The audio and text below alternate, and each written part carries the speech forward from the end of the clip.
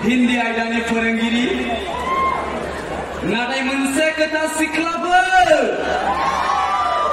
bicara kaida berai bahayne nagirda beni kaida bitangni kaida berayau boybo geliya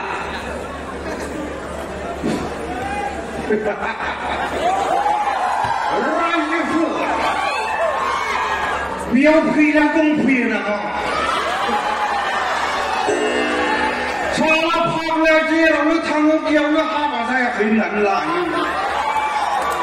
Orang keluar dia orang tangguh dia orang mini lah apa saya hendak pun. Salah pak lah buat perkara apa saya tu nari mayu siapa.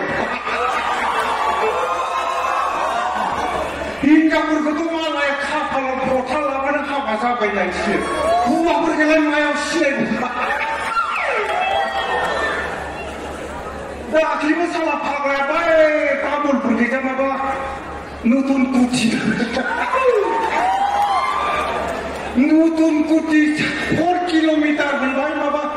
4 kilometer tumbang ni jam baik. Pakai je berbicara, siapa sesuatu nanti salah kilometer. Guyang ramai ya, salah ketahu semua. Ini bagian lah sebenarnya kakak itu lagi dalam. Para cikgu macam, amnya sudah akan ada bersapa. Orang aja pun. Tapi dia orang tangguh dia orang apa ini ada guna ke? Tak mahu sih lagi orang kerja apa sahaja. Sih kan mahu apa? Naya, malah ini berkesinggul lah benar sih lagi. Kajian saya teman. Anggur kebang saya jauh tangan ni meter pun mana sendiri price mana macam. Dan tangan ni nak aku nari anggur meter pun nak kesulitan.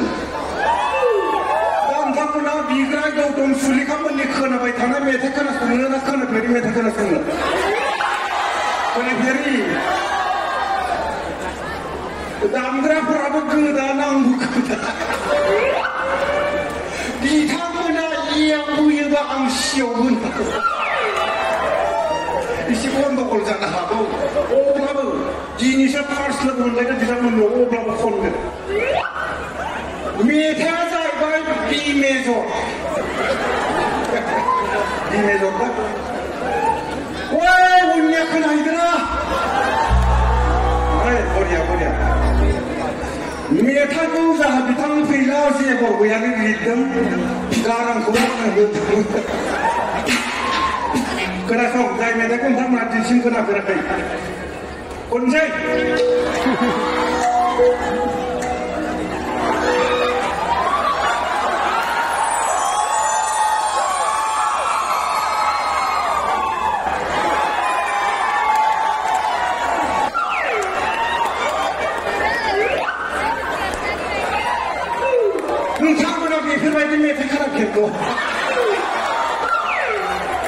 Kuna birin mana lagi kuna birin lagi. Tapi bukan dah kira musik kau kuna birin meta kuna semua baik. Mai kata tu yang boleh baik lagu ni. Salah menda meta kon tu masa kalau mai pun tu jam buih. Tapi orang mai pun jangan sikit orang apa lagu ni. Jangan jangan tentang mun.